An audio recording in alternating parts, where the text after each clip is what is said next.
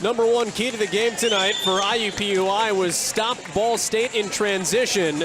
Jaguars have not been able to do that, and Ryan Weber is feasting. Well, they're doing a terrific job finding Weber. It was Bo Calhoun, a nice kick out to the wing. Weber didn't hesitate.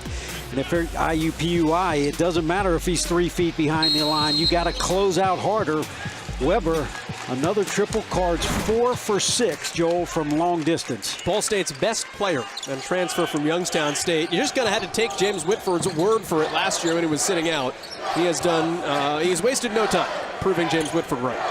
Well, Coach Whitford talked about him being an all-MAC performer, definitely capable, and he's shown that. Comes in averaging 13 points per game. Little floater in the middle of the lane, and finally, we hear from Darrell Combs. Came in averaging 14 points per game, but a volume shooter. That's his first look at the bucket. Yeah, here's a guy that shoots a lot, playing a little bit out of position at times. Joe, he's got 40 turnovers in 7 games, so definitely something he's got to work on. Jeremiah Davis in at the point for the first time and turning it over for Ball State. That's the Cardinals' third giveaway. Combs gives it up inside for the freshman, Evan Hall, and he's fouled. Trey Moses with his first. Moses and Hall know each other for a very long time, have known each other for a very long time. They're both Kentucky guys. Hall was a Kentucky All-Star. They've played on some other All-Star teams together. It's going to be a good matchup. It is. Freshman on freshman. Not a bad foul if you're Trey Moses. Hall misses the free throw. Joel on the season. Evan Hall is just 4 for 12 from the charity stripe. A little DeAndre Jordan-esque, shall we say. It's a good matchup, too. One of them is named Moses. The other looks like Moses. Good beard for the freshman. He missed them both. Ball State by 9. You want to win on the road, you've got to make the freebies. Ball State has an assist on 5 of its 6 buckets. And back-to-back turnovers by Davis. He's not able to salvage that one. Well, and that's something Jeremiah had really done such a good job the last couple games, not turning it over. And as you called it, 2 possessions in a row. And just a little loose with the basketball, and Davis definitely hit it last.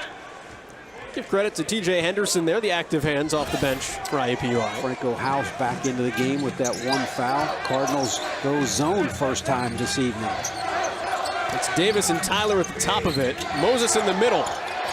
And the air ball from Aaron Brennan. House with the catch and the lob to Moses, just out of his reach. That is 3 consecutive turnovers for Ball State. Well, and Coach Whitford looking at Jeremiah saying, hey, don't need the home run play at this point. You've got a 16-7 lead. Cardinals knew they would play some zone. IUPUI not the strongest of shooters. Until they start to knock in threes on a regular basis, they're going to continue to see zone. Well, there's a good look and a drive off the backboard for Mason Archie II. Senior out of Indianapolis, averaging 7 points per game. IUPUI spreads the wealth a lot. It's got some double-figure guys this year.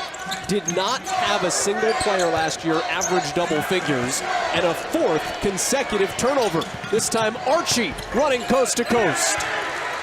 Just like that, it's a 5-point game. Yeah, Archie making good production off the bench. The drive, that time the steal, taking it coast to coast. If you're Ball State, time to settle down. Entry to House and the kick out for Sellers. He's a great shooter. So is Tyler. Sellers will put it up after the bobble. And it's rebounded by Combs. Well, you got to credit Jason Gardner. He called that timeout when Ball State went on the run. Since then, you've got an inspired second team out there for the Jaguars, playing hard defensively. Brennan with the dish poked away, and Davis on the run out with huge numbers. To the rack himself and the reverse layup. That was a 3-on-1 break. Ball State's lead back to 7. But, what did Jason Gardner tell us before the game? Difference between last year's team and this year's team. Last year's team would fold down 10. This year's team does not. Darrell Combs just putting up shots, shake it off, keep playing. Well, that's exactly right. I mean, and Combs has no conscience. He's a guy that's not going to think about the score. And again, one of those guys, much like Weber, you got to push way off that three-point line or he'll shoot it. James Whitford saying Combs will shoot when open and when not open. Here's Trey Moses trying to get himself open with the step back and the kiss. And I tell you, talking to Coach Brian Ford, that's something they're looking for Moses to do, is be more aggressive on the offensive end. Archie in the corner. For a guy that doesn't necessarily think he has to be offensive, Tyler the steal then fouled. That's Henderson with his first. Trey Moses came in and said, I know my job is to rebound, other guys can score, but don't forget that you also can score. Well, no question about it. Does a terrific job passing out of double teams, but at some point, you've got to show you're a threat on the offensive end. Ball State's lead is 6 midway through the first.